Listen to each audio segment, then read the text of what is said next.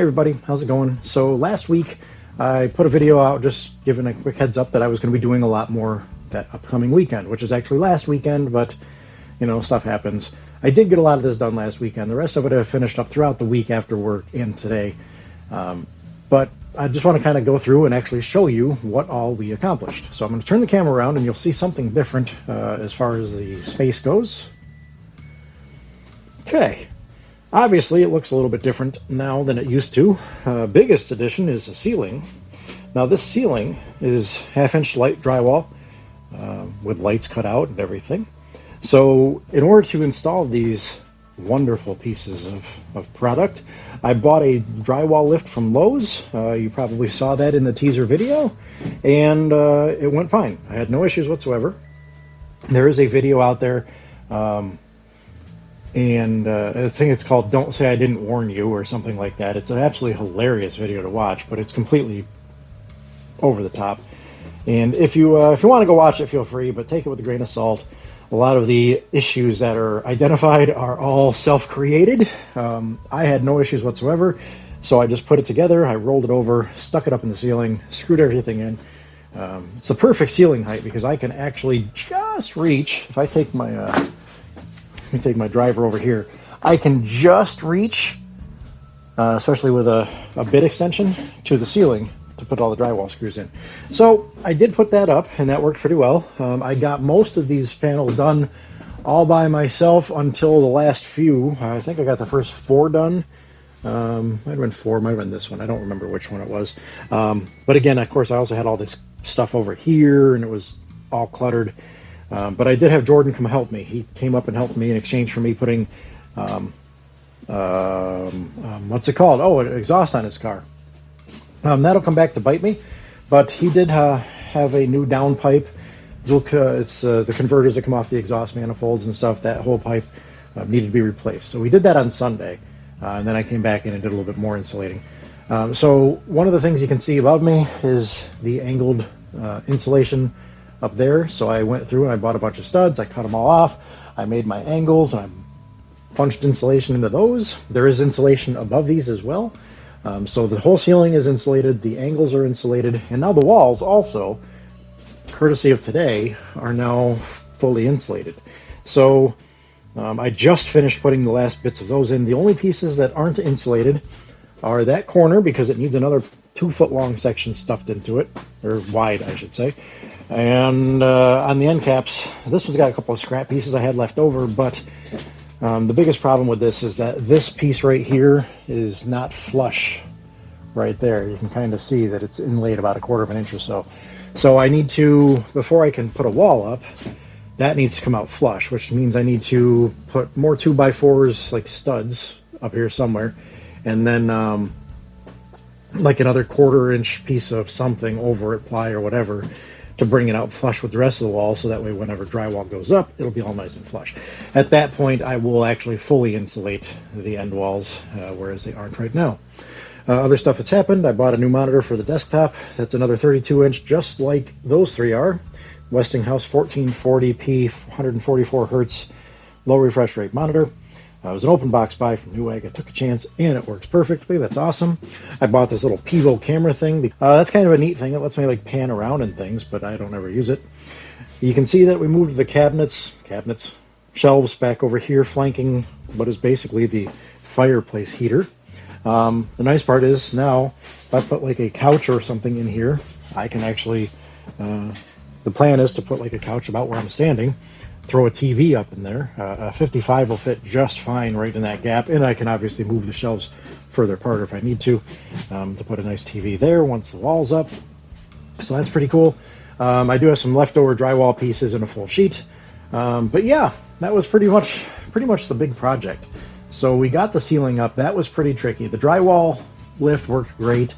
I did buy a roto-zip tool to start cutting out for these lights. I did leave the metal brackets up underneath.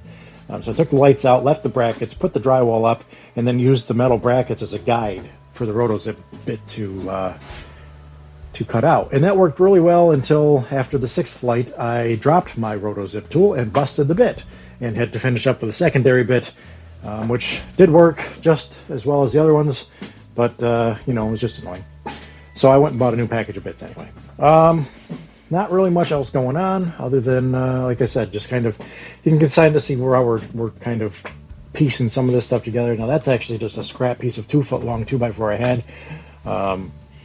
That's just kind of temporary because I thought I was going to be able to fit a full width 16-inch piece of insulation up there. I didn't measure it. I thought it was going to be close. Unfortunately, it's not. So I do need to take that piece back off and cut another full 28-inch long and mirror that angled piece, so that way I have something to bolt the end of the drywall to when we do the ceiling. But yeah, the only other issue we had this week is Friday. I went and I bought this new heater. I wall mounted it just because that's just old scrap drywall. I just figured I'd throw it on the wall real quick because why not?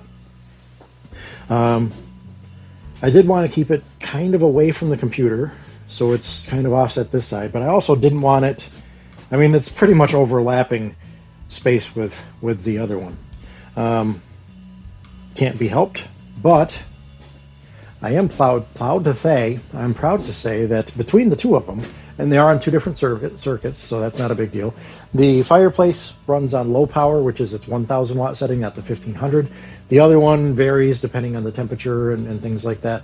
But that one, the fireplace, that one's on low, and then the other one kicks on in between to kind of like boost up the room, if that makes sense.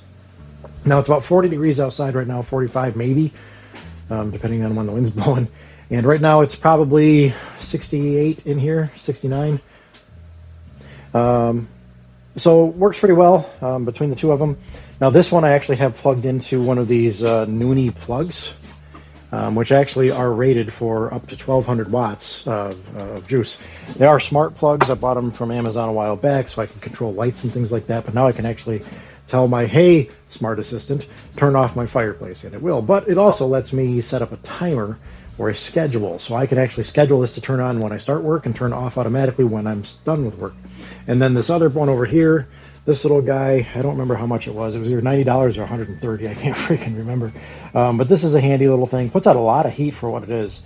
Has an eco mode, which sets it automatically at 68 degrees and so forth. Only kicks on when it's below that. Or kicks on when it's like 64. I don't remember. I'd have to read the manual. Oh, I can. I burnt it. But between the two of them, it does keep it relatively comfortable in here, and that's without this thing like cranked up. So if I really needed to, I could actually just take out the smart plug that into the wall, and crank that to 15, and then crank this sucker up as well. And I'm sure that even in a cooler day, now that this place is nicely insulated, I bet I stay nice and warm out here. And worst case, if I don't, I can take this sucker off the wall, just plug it in right behind me, and do it. Next year, probably next year, I do hope to get a mini split installed, obviously after I get the walls in. I am going to do some more research before I put the walls up, because the mini split is probably going to go smack dab in the middle right about here. Now it needs to be wired and all that fun stuff, that's great, but I also need a hole cut in the wall.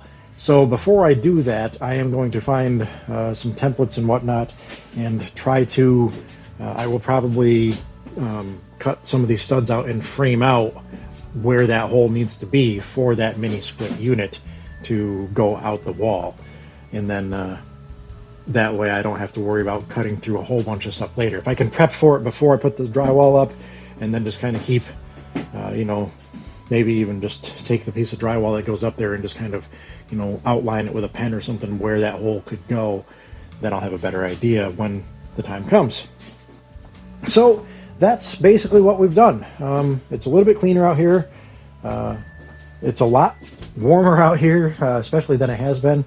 And we'll find out, in the next week or so, how much better that gets.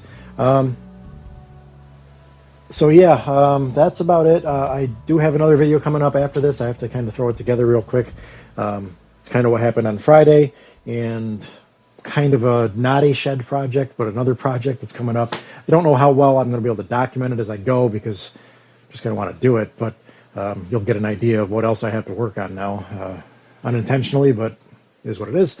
And yeah, so hopefully you enjoyed watching me put up sheetrock and whatever else video clips I put in this mess. And for the meantime, though, I'm a lot happier with the space out here now. It'd be a lot better if I had all the drywall up just yet, but I'm waiting on the final say-off from the building inspector before I do that, because I don't want to put that up and then have him decide that he doesn't like something. Not that it should be an issue, but he also seemed to be on this impression that I wasn't finishing off the inside of this anytime soon, and it's kind of the other reason I put the insulation up but not any other drywall. I don't want to put all the drywall up and then, have him say, oh, well, you didn't tell me you were finishing it off. You need such and such else inspection too. So I'm just going to leave it bare insulation for now, and just tell him, like, look, dude, it's cold out here, and I need to use this as a shop. So I think I got to give him a call this week, have him come out and take a look, and see what he says. Anyway, that's it for now, and I guess we'll catch you next time. See you.